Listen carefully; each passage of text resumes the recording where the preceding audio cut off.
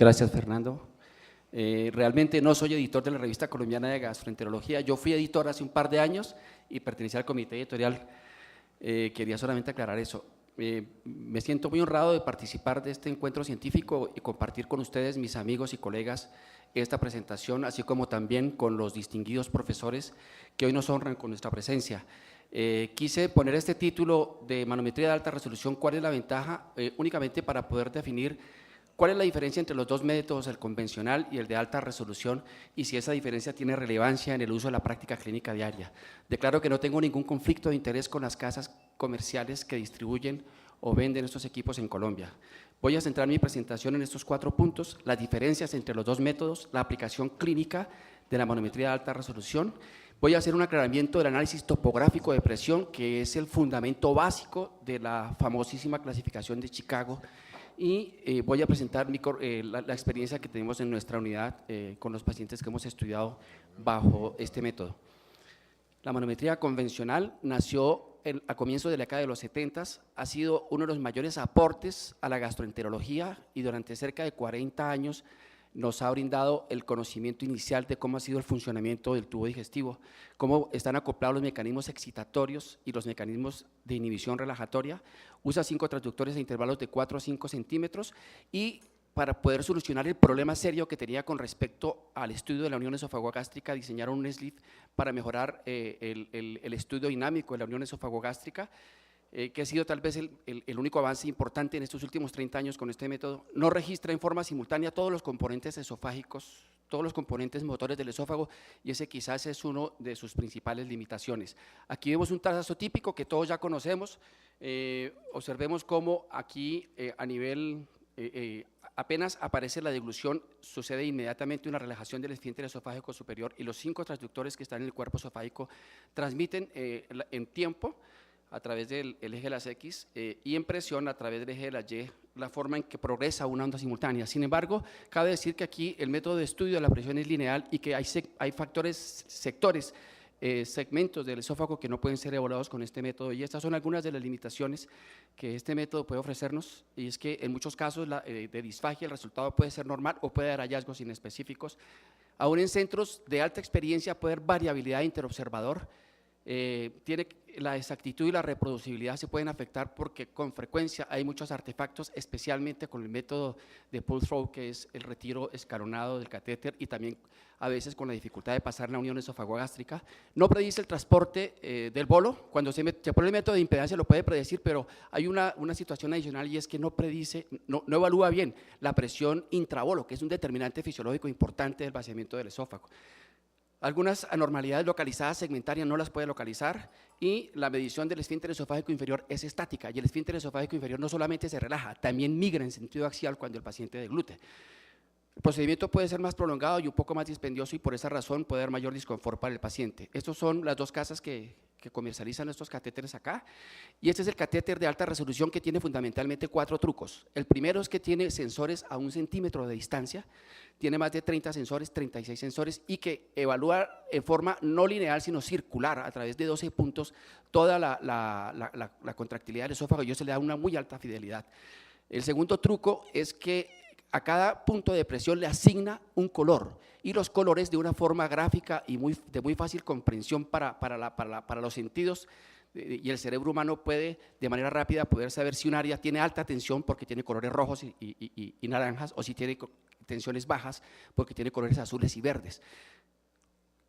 Un software hace una reconstrucción electrónica, y esos múltiples sensores toman en más de 36 puntos esto y lo reconstruyen de manera pseudo tridimensional, en donde en el eje de las X está el tiempo, en el eje de la Y está la distancia, y en el eje Z tridimensional están los puntos de presión, y de esta forma podemos ver en un mapa topográfico de relieve los puntos de presión, si son altos o bajos, sencillamente con verlos.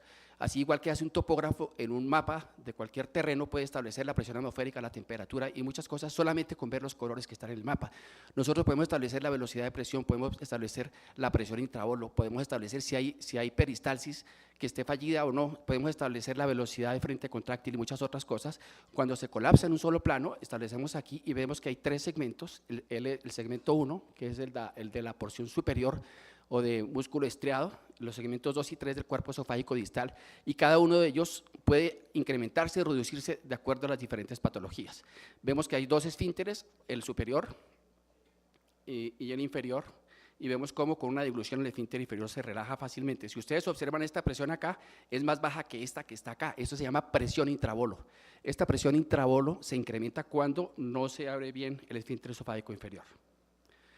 De forma simultánea, cuando se usa de manera combinada la impedancia eléctrica, podemos ver también de manera gráfica, yo quisiera un pointer, un señalador, no sé si aquí se ve, podemos ver de manera gráfica cómo la impedancia eléctrica graficada evalúa el transporte de bolo, está bien así, simultáneamente con la contractilidad.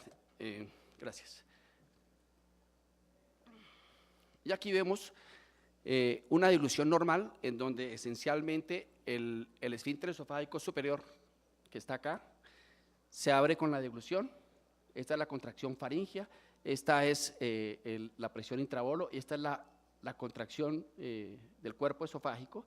Vemos todos los diferentes segmentos de presión y esta es la relajación, no del esfínter esofágico inferior, sino de la unión esofagogástrica. Evalúa en forma simultánea la unión esofagogástrica. Muy bien, y aquí están los diferentes parámetros de presión. La primera parte, que es la zona de transición entre el músculo estriado y el músculo liso del cuerpo esofágico, permite hacer isocontornos con líneas para poder definir si por encima de esa línea los niveles de presión están altos. En este caso, por encima de esa línea negra, todos los niveles son superiores a 30 milímetros de mercurio. Vemos aquí la velocidad de frente contráctil y el punto donde esta velocidad cambia, que se llama punto de desaceleración contráctil, que es un punto fisiológico muy importante. Cuando ese punto de desaceleración contráctil mide menos de 4.5 milímetros, se considera una contracción prematura y ese es el criterio actual para espasmo esofágico distal. Muy bien, entonces, lo primero es la ventana de relajación de la unión esofagogástrica. Si ustedes observan con detalle, van a ver que la unión esofagogástrica durante la deglución no solamente se abre, sino que también migra un poco hacia arriba. Esa migración puede ser hasta de 6 centímetros y esa es una de las grandes limitaciones de la manometría convencional, que no puede detectarla a menos que utilice un método de Sleeve. Y aún así lo hace con mucha delimitación. Normalmente no puede durar más de 10 segundos. Aquí vemos un ejemplo clásico donde como en una manometría convencional aparece la contracción evaluada como si fueran contracciones simultáneas de un espasmo esofágico y una relajación del esfínter esofágico inferior en la porción inferior, pero que al verlo en alta resolución, el acortamiento esofágico nos aclara que se trata de una pseudo relajación. Esa es la razón por la cual frecuentemente la manometría convencional dictamina espasmo esofágico distal en pacientes que lo que tienen es una calasia con acortamiento del esófago. Y es la razón también por la cual muchos estudios clínicos hechos para tratar el espasmo esofágico distal realmente se han hecho contaminados con muestras de pacientes de acalasia. Para solucionar este problema de la unión esofagogástrica se creó un software electrónico que hace la variación, que mide la variación de la unión esofagogástrica en su tiempo, no solamente en tiempo, sino en la migración axial. Y para ello toma entonces todos los elementos de la unión, el esfínter esofágico inferior, la presión intrabolo de la unión esofagogástrica y la contracción del diafragma crural. Y durante ese tiempo promedia cuáles son los 4 segundos donde esa presión es más baja. Y esto ha demostrado que es el predictor más eficiente de la relajación de la unión esofagogástrica. Recordemos que no solamente es el esfínter, sino la unión en total la que hace oposición al tránsito del bolo. Cuando se evaluó este método, este parámetro que se llama presión integrada de relajación en 4 segundos, se encontró que la sensibilidad para acalasia era significativamente mayor que con el método convencional del nadir en 7 segundos, del nadir en sensor único, 52% y 97%. Como ustedes pueden ver, en este método que fue evaluado en pacientes con manometrías convencionales y que no se detectó acalasia, la sensibilidad se incrementa significativamente y esa es una gran ventaja. Aquí vemos entonces cómo, de acuerdo con la clasificación actual, se tienen 3 tipos de acalasia. El tipo 1, en donde si ustedes comparan a la izquierda con una contracción normal, el esófago del paciente no tiene ningún tipo de presurización, no tiene ningún tipo de actividad contráctil y el esfínter esofágico inferior está totalmente contraído. El IRP o la presión integral de relajación es mayor de 15 y hay ausencia total de actividad contráctil. Les recuerdo que ausencia de peristalsis no significa ausencia de contractilidad, porque los pacientes con acalasia pueden tener residuos, peristálticos y pueden tener contracciones espásticas. En este caso no aparece nada, o una mínima presurización, y esta es la galaxia de tipo 1, que se caracteriza porque hay dilatación del esófago, pobre respuesta al Botox, mejor respuesta a dilatación y una buena respuesta a biotomía. Usualmente es una forma avanzada de una galaxia tipo 2. Esta es la galaxia tipo 2, en donde a diferencia de la anterior, a la izquierda siempre van a tener el normal, el esófago no tiene una contracción transmitida, sino tiene una presurización continua de 30 milímetros de mercurio. Si ustedes observan aquí en la unión, estamos viendo el fenómeno de acortamiento del esófago, que es el que hace la pseudorelajación con respecto al normal. En estos pacientes lo que sucede es que el esófago trata de exprimir el bolo, contrayéndose entre los dos esfínteres y tratando de evacuarlo, por eso se llama presurización panesofágica, se llama galaxia compresiva de tipo 2. Es la de mejor pronóstico. Usualmente los pacientes no pierden peso, tienen poca dilatación esofágica y le va bien con cualquier tratamiento. La de tipo 3, aquí empieza el problema, porque puede ser fácilmente confundida con un espasmo esofágico distal. Si ustedes ven el margen, la imagen del lado derecho, van a ver que hay una contracción que parece una contracción transmitida, pero realmente es una contracción simultánea de alta amplitud, que es una contracción espástica que es prematura, y estos pacientes usualmente se caracterizan porque no dilatan el esófago, tienen dolor torácico frecuente, pobre respuesta a cualquier terapia. La miotomía puede dar alguna mejoría y hoy en día constituye uno de los mayores retos en tanto al diagnóstico como el tratamiento. Puede ser difícil, incluso con alta resolución, poder definirla. Esta serie demostró, aunque tuvo muchas críticas al comienzo, que la galaxia tipo 2 es la que tiene mejor respuesta a cualquier tratamiento, 83%. La tipo 1, respuestas intermedias, 44%, y la tipo 3, con cualquier tratamiento, 9%. Y la razón es que el segmento distal del esófago persiste con fragmentos espásticos después de que se hace tratamiento de la unión esofagogástrica, que es a donde están dirigidas todas las terapias de la galaxia hoy en día. Pero ¿qué pasa si el paciente no relaja la unión esofagogástrica y tiene preservación de la peristalsis, sea completa o sea débil? ¿Tiene acalasia o qué tiene? Sabemos que el esfínter esofágico inferior no se está relajando y la acalasia se caracteriza por no relajación del esfínter esofágico inferior, pero también por inactividad peristáltica del esófago. Este grupo de pacientes está recientemente descrito y ha constituido también un foco interesante de investigación. Puede tratarse de una acalasia incompleta. Ahorita que estuve en un curso en California sobre esto, la están llamando acalasia tipo 4, porque algunas de ellas seguidas en el tiempo se comportan como acalasias completas. Puede ser una acalasia en desarrollo, pero puede tratarse de una obstrucción mecánica, y ahí empieza el problema, por un tumor, por una compresión vascular, por esofagitis eosinofílica que afecte la distensibilidad, por una hernia hiatal deslizante, puede aumentar la presión intrabolo, una injuria péptica no encontrada, o hipertrofia del esfínter esofágico inferior. Entonces, siempre que tengamos un paciente que no relaje el esfínter esofágico inferior y que no tenga criterios de acalasia, toca estar seguros de que no tiene una obstrucción distal o una obstrucción funcional, una obstrucción de la unión esofagogástrica. ¿Y cómo lo hacemos? Pues por TAC, endosonografía o biopsias para encontrar una etiología que sea orgánica. Si no es así, entonces pensamos que puede tratarse de una variante de acalasia. Vean esto, si ustedes miran con detalle, el esfínter esofágico inferior y el diafragma crural pueden ser perfectamente diferenciados con la arquitectura topográfica de la unión esofagogástrica. Esto es imposible con la manometría convencional. Y esto no solamente es un atractivo de imagen o tecnológico, esto tiene relevancia, porque algunas veces las hernias hiatales pueden obstruir, como sucede aquí. Si ustedes miran, en el momento en que hay la dilución, se relaja el esfínter, pero no se relaja la crura diafragmática, y en este caso, esto está produciendo una presión intraoral aumentada y es causa de elevación del IRP. Con respecto a la contractilidad del cuerpo esofágico, a diferencia del método anterior, aquí usan un parámetro que se llama la integral de contracción distal, donde integra presión, longitud y tiempo en un solo momento, es decir, cuánto se eleva la presión por cada centímetro y por cada segundo.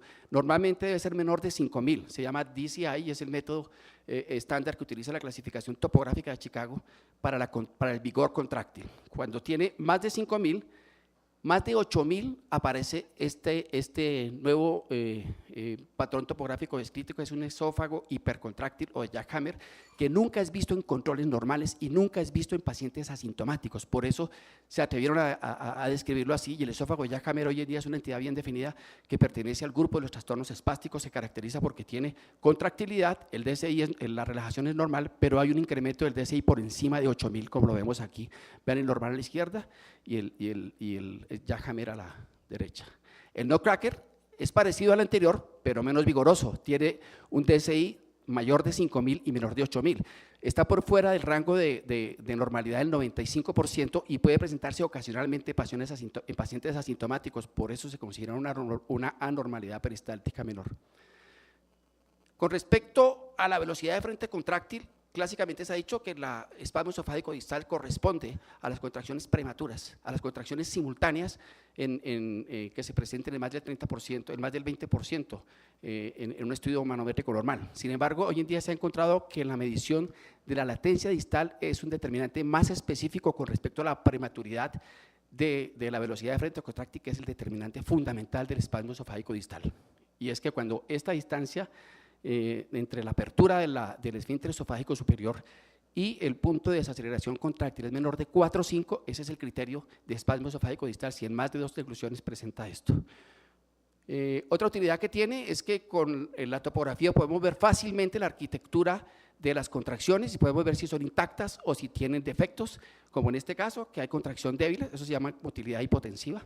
Y cuando eso se combina con la impedancia, vemos arriba una contracción intacta donde el tránsito de bolo en color violeta desciende perfectamente, pero cuando tiene defectos segmentarios que no son evaluados, normalmente en la convencional vemos como hay una fuga fácilmente del tránsito de bolo, en este defecto que es grande, de más de 5 centímetros, y también en defectos pequeños, y sobre eso se clasifica la motilidad hipotensiva. Finalmente, el esfínter esofágico superior puede verse fácilmente también cuando no se relaja. Vean a la izquierda una relajación perfecta y como a la derecha hay una barra de presión de más de 60 milímetros que no se relaja durante la deglución y es un criterio de barra cricofaringia que lo sugiere, pero que debe ser complementado con otros estudios y es muy fácil también encontrarlo. Entonces aquí tenemos la famosa clasificación de Chicago que clasifica en 3 grupos grandes los trastornos de motilidad, acalasia u obstrucción del flujo de salida. Entonces, si el IRP es alto y tiene peristalsis ausente, el diagnóstico es acalasia tipo 1, tipo 2 o tipo 3, como la describimos. Si hay algunos casos de peristalsis intacta o débil, puede ser una acalasia variante o en desarrollo, o acalasia tipo 4, como lo están definiendo ahora, o puede ser una obstrucción. Es mejor pensar que es una obstrucción y descartarla perfectamente. Esta es la imagen. Cuando el IRP es normal, entonces tenemos los trastornos de motilidad mayores que son peristalsis ausente, donde hay falla total de todas las peristalsis, pero con IRP normal, se ve frecuentemente en pacientes con esclerodermia o en reflujo muy severo. Latencia distal reducida, espasmo esofágico distal, si es más del 20%. Un DSI mayor de 8.000, esófago de Jack-Hammer, siempre es patológico y siempre es sintomático. Y hay otra serie de anormalidades donde no conocemos realmente cuál es la relación clínica. Anormalidades menores, contracciones rápidas de más de 9 centímetros por segundo, peristalsis débil o hipotensiva, esófago de Nutcracker, peristalsis fallida cuando son más de 30% y menos de 100% de peristalsis. Esta es la serie de nuestro centro. Que yo la tengo resumida, son 617 pacientes, el diagnóstico más frecuente es normal, por supuesto, y dentro de las anormalidades, que son el 60%, tenemos 17% para motilidad hipotensiva, acalasia 15.2, obstrucción de la unión EG 11.6, peristalsis fallida, ausente, perdón, 2.5, espasmo esofágico distal, apenas 16 casos con 2.5, y lo que ven ustedes ahí, Nutcracker, 14 casos, y esófago de Jack-Hammer no es tan infrecuente, tengo 12 casos con 1.9, uno de esos pacientes es de mi consulta, otros 2 son de la consulta del doctor William Otero. Dificultad técnica está subregistrada, realmente la dificultad técnica yo considero que es alrededor del 8%. Aquí tengo, cuando hay dificultad para poder pasar al esfínter esofágico por falla en la relajación o por hernia yatal muy grande, y barra cricofaringia apenas tengo registrados 1.9 casos. Estas son las acalasias en nuestro medio de acuerdo a la clasificación de Chicago de 94 casos, 54% son de tipo 2, 17% de tipo 1 y 28% de tipo 3, más o menos muy parecido a lo que sucede en el resto de la literatura publicada. En conclusión, voy a resumir que las ventajas, a mi manera de ver, son estas. La manometría de alta resolución diagnostica la acalasia, la puede diferenciar y la define de una forma diferente con la obstrucción de salida de la unión esofagogástrica. Diferencia perfectamente los trastornos espásticos. En espasmo esofágico distal, cuando se trata de contracciones prematuras, o esófago de Jack-Hammer cuando hay hipercontractilidad con un DSI muy alto. Describe patrones motores segmentarios, como lo vimos en la valoración de la integridad peristáltica, que no son posibles verlos con la manometría convencional. La lista sigue aquí: medición objetiva de las fuerzas de transporte de bolo. Vimos cómo la presión intrabolo se afecta y se ve perfectamente cuando está aumentada. Simplifica el procedimiento, usualmente no dura más de 15 minutos, hace que la recolección de los datos sea de manera uniforme y hay mayor reproducibilidad en los diagnósticos, y la curva de aprendizaje, créame, es mucho más corta. La lista podría ser mucho más larga, pero como se dice coloquialmente, dejemos así. Yo quisiera dejar para ustedes las conclusiones respecto al hecho de si ustedes consideran que podría ser verdaderamente útil y ventajoso utilizar de forma más rutinaria este novedoso e importante método de estudio para la función esofágica en la rutina de nuestra práctica clínica. Les agradezco mucho por su amable atención.